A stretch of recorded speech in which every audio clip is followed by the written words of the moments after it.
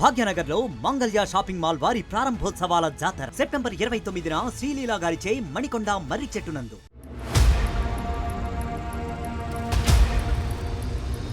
Telugu cinema ఇండస్ట్రీలో తరచూ ఏదో ఒక వివాదం జరుగుతూనే ఉంటుంది. దాని గురించి మీడియా, సోషల్ మీడియాలో 4-5 రోజులు వార్తలు వైరల్ అవ్వడం, ఆ తర్వాత యథావిధిగా కామ్ అయిపోవడం, ఇదంతా అందరికీ తెలిసిన విషయమే. కానీ ఈ మధ్య మాత్రం ఇలాంటి ఘటనలు ఎక్కువైపోయాయి. మొన్న రాజ్ తరుణ్, తర్వాత జానీ మాస్టర్, నిన్న హర్ష సాయి, ఈ రోజు ఫోక్ సింగర్ మల్లిక్ తేజ్. అసలు ఇండస్ట్రీలో ఏం జరుగుతుంది? ఒకరి తర్వాత మరొకరు లైన్లోకి వస్తున్నారు. ఈ ముసుగులో ఇంకా ఎవరైనా స్టార్స్ ఉన్నారా? ఇన్ని రోజులు ఈ వివాదాలు ఎందుకు బయటకు రాలేదు? ఇప్పుడు మీడియా, సోషల్ మీడియాలో ఇదే హాట్ టాపిక్. ఇలాంటి డిస్కషన్స్ జరగడం వెనుక కారణాలు కూడా లేకపోలేదు. అందుకు సంబంధించిన పూర్తి వివరాలు ఇప్పుడు చూద్దాం.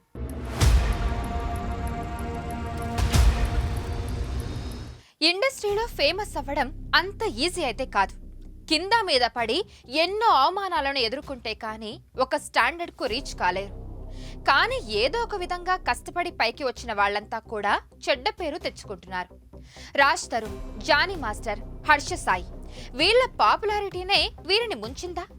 ఒకరు పాపులర్ యూట్యూబర్, పెళ్లి పేరిట అమ్మాయిని మోసం చేశాడు. ఇంకొకరు ఫేమస్ డాన్స్ మాస్టర్, అసిస్టెంట్ జీవితంతో ఆడుకున్నాడు.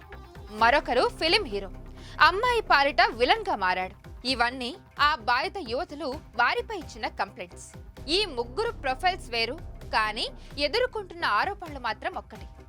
ఈ ముగ్గురిపై రేప్ కేసులు నమోదయ్యాయి. అమ్మాయిలను నమ్మించి మోసం చేసిన విషయంలో రేప్ కేసులో ముగ్గురు అడ్డంగా బుక్కయ్యారు. ఇప్పుడు వీరిపై వినిపిస్తున్న వార్తలు చూస్తుంటే ముగ్గురు నిండా మునిగిపోయారని నిస్సందేహంగా చెప్పొచ్చు.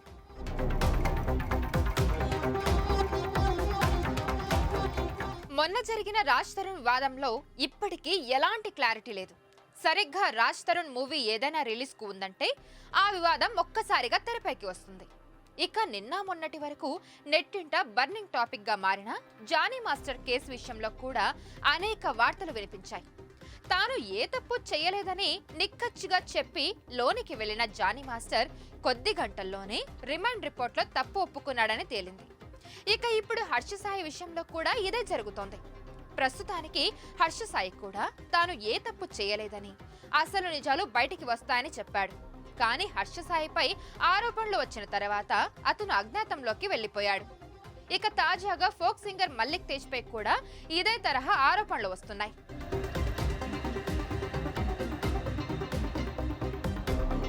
YouTuber, folk singer Mallik Tej పై తాజాగా రేప్ కేసు నమోదైంది. మాయమాటలు చెప్పి తనపై అత్యాచారం చేసినట్టు ఒక యువతి ఫిర్యాదు చేసింది. Mallik Tej writer cum singer.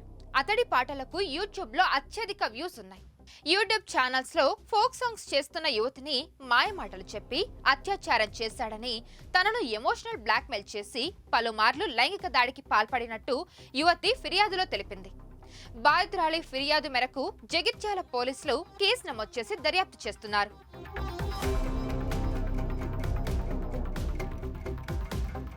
మరి ఈ ముగ్గురి విషయంలో ఎవరిది తప్పు, ఎవరిది ఒప్పు అనే విషయంపై మాత్రం ఇప్పటికీ ఎవరికి ఏ క్లారిటీ లేదు.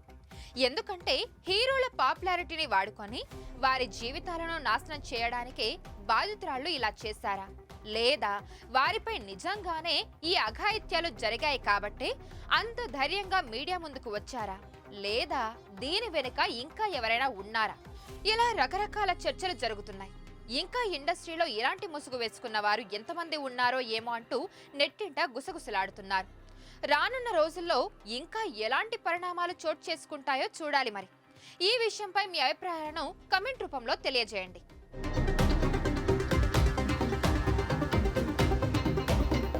భాగ్యనగర్ లో మంగళ్య షాపింగ్ మాల్ వారి ప్రారంభోత్సవాల జాతర సెప్టెంబర్ 22న కీర్తి సురేష్ చే Sudarshan theatre complex RTC cross roads నందు. సెప్టెంబర్ 27న సంయుక్త మీనంచే Narsing main road HP petrol bunk పక్కన. సెప్టెంబర్ 29న శ్రీలీలా గారిచే మణికొండ మర్రి చెట్టు నందు. మంగళ్య షాపింగ్ మాల్స్ గొప్ప ప్రారంభం. ప్రారంభోత్సవ ఆఫర్స్ మిస్ కాకండి. Mangalya shopping mall, Telangana, Andhra Pradesh.